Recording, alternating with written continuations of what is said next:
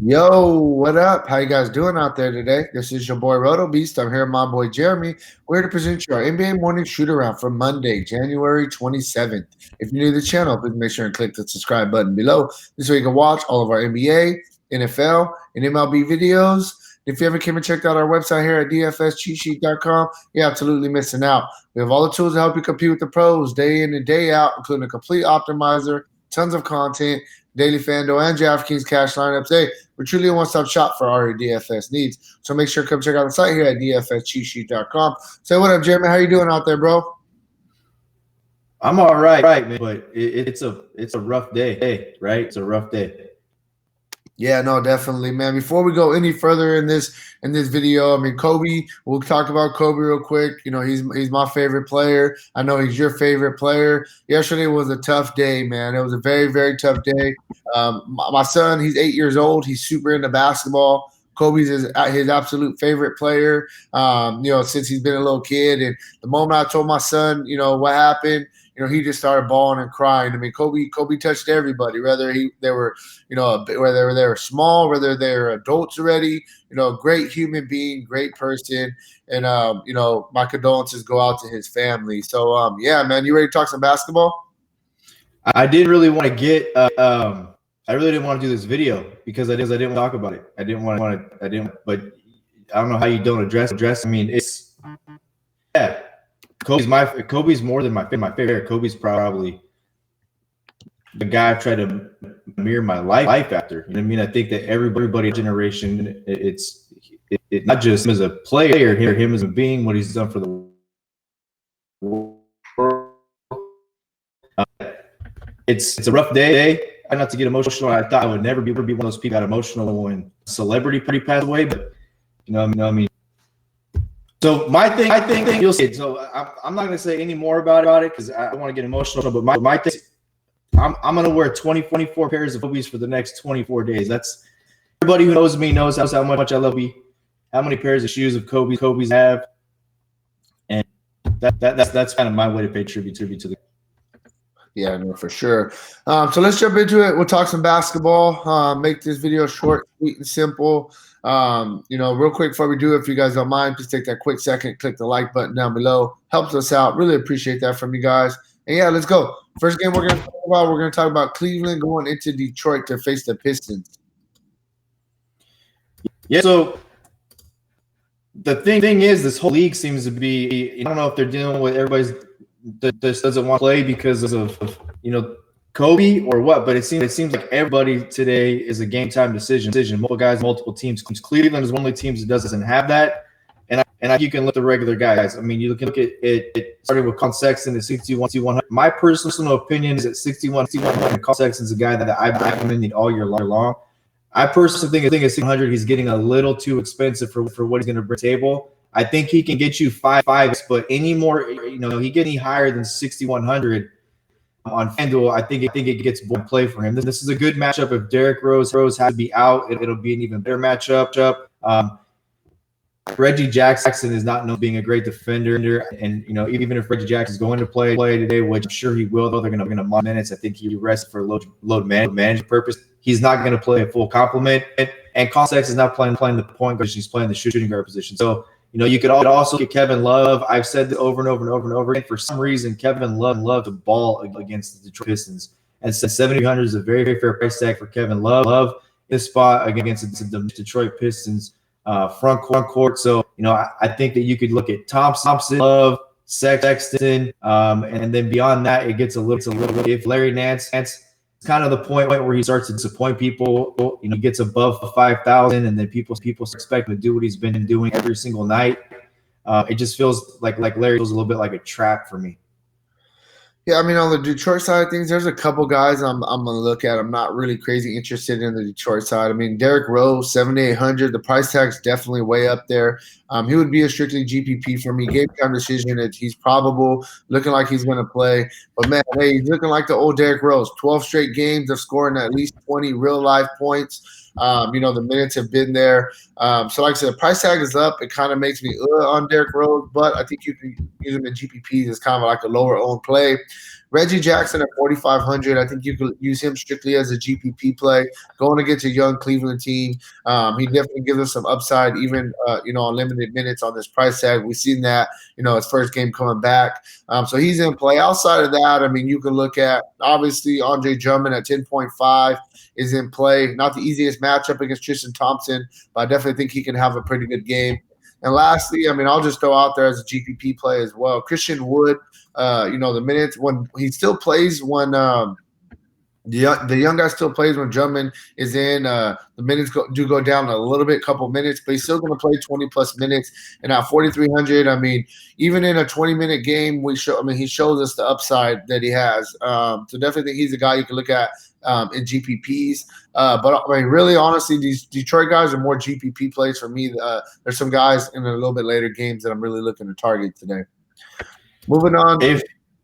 If Reggie Jackson's going to play 23 minutes at 4,500, he's pretty close to a lock, I think, in all formats. Would you agree? And then you take Derek out. I don't know about a lock, but if Derrick Rose is out, then he's definitely a lock in all formats. But I definitely understand the arguments. I mean, at 23 minutes, Reggie Jackson's a guy that definitely could fill up the stat sheet very quickly, and he is too cheap. So definitely, I got to wait on the Derrick Rose news. But if he is out, yeah, just lock in for sure, 100%. Reggie Jackson, even if he probably still not going to play 30 minutes, he'll probably play around 28 minutes. But, hey, that's even better. 5 or 6 more minutes on this price tag, we'll definitely look for that. Rose is probable. So, yeah. Moving on. Next game we'll talk about, we got Orlando Magic's going into Miami to face the Heat.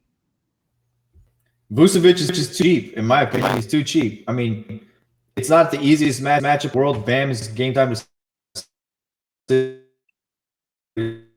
Outside of Bam have a big guess on the Miami side of it. I mean, Myers is not a guy who plays huge minutes, and he's not a great defender. Myers Leonard is more known for knocking down threes, right? So I think Vucevic is too cheap in this spot. It's not the easiest matchups, but Vucevic is a very skilled big man. I think is an underrated big man in the league. So I start right there with Vucevic at 8,300. I think Fultz is a very fair price tag at 5,300. Probably doesn't draw any Jimmy Butler treatment. But those are two main guys. I mean, Aaron Gordon, I wish that Aaron Gordon brought more to the table. I don't know what the guy is extremely talented. He's a great athlete, and he shows these glimpses of brilliance, and then, he's just kind of blip on the radar type player for the majority of it. So, Fournier, I don't have a problem with it, 5,200 if you want to look at him in tournaments. But to me, Vucevic and Markelle Fultz is kind of where I keep it. Yeah, I mean, for the Miami side of things, there's definitely a really good matchup against Orlando. We got to wait on some injury news here. You got Goran Dragic. He's questionable. You got Kendrick Nunn is questionable. If one of those two guys is out, you kind of just load up the other guy. In my opinion, because they kind of split a lot of minutes. Dragic will play a little bit of the off guard spot as well. But definitely, like I said, if one of those two guys is out, you kind of really look towards the other guy. If both of them play, I feel like they kind of take each other off the table. Jimmy Butler, game time decision as well, 8,600. I think you could look at him in GPPs. Definitely not my favorite play, but he's going to give you a really solid floor if he's going to play his full allotment of minutes. The guy that I'll be interested in if Goran Dragic and Nunn both end up getting ruled out, I think a guy that will get a bump in minutes will be Tyler Hero at 4,300. He gives us a little bit upside there. So definitely think that he's a guy we can look at. We got to wait, like I said, wait on the news for the guard spot out there in Miami. You got Bam. He's a game time decision, 8,100. I think if Bam is going to play his regular minutes, then he can really, really have a really good game here going against Orlando in an up-tempo matchup, especially if he's going to be down there bangling Vucevic. He's not a very good defender. He's a good offensive player, but not a good defender. Talking about Vucevic. So, Bam, I definitely can have a really good game here. The only other guy I'm considering, I think he's a pretty decent play, is Kelly Olynyk at 3,700. I mean, the guy's playing 21, 22 minutes. Obviously, we would like to see more minutes. But at 3,700, all you basically need is 20 for value, back-to-back games of 26 and 33 fantasy points. So definitely think at this price tag, the upside is there for Olynyk. And if Bam happens to get ruled out, then you just load up Olynyk. He's going to play close to 30 minutes. Miles Leonard will also get a bump as well. So in Miami, we got to wait on that injury news, and we kind of make a decision from there. Moving on, next game we're going to talk about, we got San Antonio going into Chicago to face the Bulls. I think one thing that has to be talked about today is with Kobe. I think yesterday you saw a lot of guys. Very cool. Some of the tributes they paid, running out the 24-second shot clock, taking 8-second backcourt violation. I thought all of that was brilliant. And I think that anytime you grieve somebody like you're seeing around the league, I think that grief at some point turns to some anger and I think motivation. One thing that I think would be extremely sad is if Duke cancel the game tomorrow night. But I think that night going to see the players go out and play for Kobe and ball out. And there's guys that I really want to load up tonight on that. And Luka Doncic is one of them. Doncic just said how much he realized Kobe Bryant when he grew up and what Kobe Bryant to him. And then you just saw, when Doncic was at Staples Center, one of the pictures going on is Kobe with the orange hoodie with his GG with him. Out to watch Doncic play. I think you're going to see Doncic go nuts today. The guy I want to have and look, I know we get into stats all the time and stuff, but sometimes you have to look at the human element. And guys are going to go out and try to pivot to somebody. And I think Doncic is a guy you have to look at. He's the main guy I'm looking at for those reasons. He's also Luka Doncic. But I'm okay if you want to get some exposed to the other guys in this roster. But me, I'm loading up Doncic. Yeah, and on the Bulls side, there's some guys we can look at. You got Chris Dunn back to playing. You're talking about the Bull Dallas, Oklahoma City, didn't you? I'm sorry, what was that? We're on Dallas, Oklahoma City. Yeah, I was looking at the wrong one. My bad. So OKC, there's some guys definitely coming in pretty cheap. I think it's going to be a pretty competitive game. OKC has been very competitive. I think Doncic will play. Dallas has been playing very well. Chris Paul, 7,500. It's a guy I definitely think that we can look at. Shai Gilgeous-Alexander, Schroeder, both of those guys in play. Schroeder's a sixth man. He's in that Lou Williams role, coming off the bench, but he's still playing starter minutes, 30-plus minutes a game. So both of those guys are in very fair play in a game that should be competitive. Gallinari at 6,200 is coming in too cheap. This guy, honestly, he's their second best scorer on this team. They need this guy to score the ball, averaging almost 21 points a game. 6,200 against Dallas. I think is a fair price tag. Outside of that, we got Steven Adams at 5,300. Dallas, they don't have a really good big anymore. Powell went out. They're just Boban's not going to play a bunch of minutes. If Steven Adams is going to get his full allotment of minutes, I definitely think this is a spot where he can have a really good game. Outside of that, that's really where I'm at with OKC. Nick, okay, so now we're going back. I'm sorry. Now we're going to go back to San Antonio going into Chicago to face the Bulls. And to me, I'm going to keep the narrative alive and go to DeMar DeRozan. DeMar DeRozan, $8,300. I think this is an acceptable spot for one. And then this is a guy that's working with Bryant's shoes every time that he's played a basketball game in the NBA from the city of Los Angeles. Dejounte Murray, a guy that I ever want to really get too exposure to when he's above 5,000 because he's meant to be capped, even though they say he's not on a minute restriction.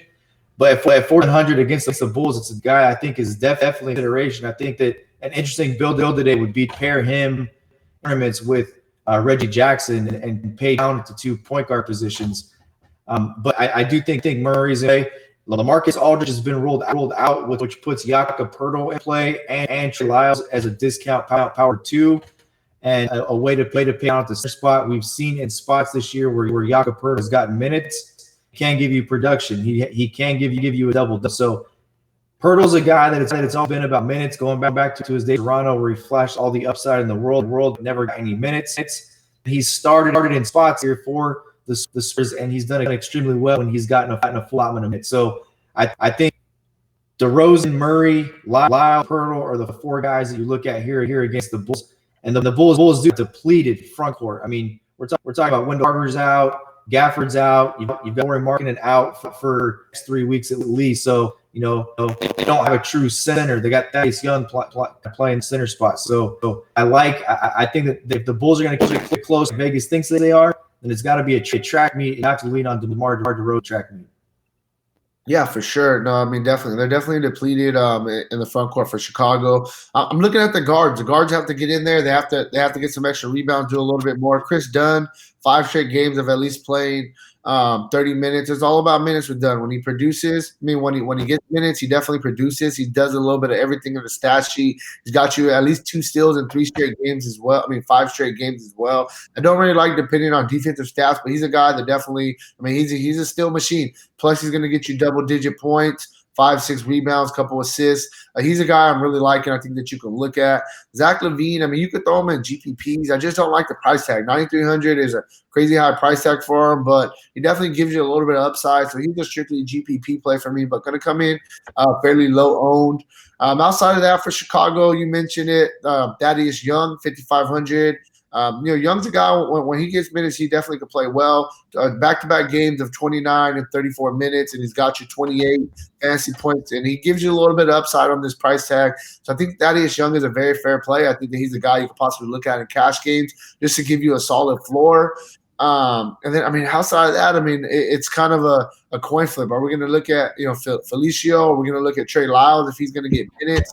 A guy that I think that we can possibly look at for sure would be Cornette.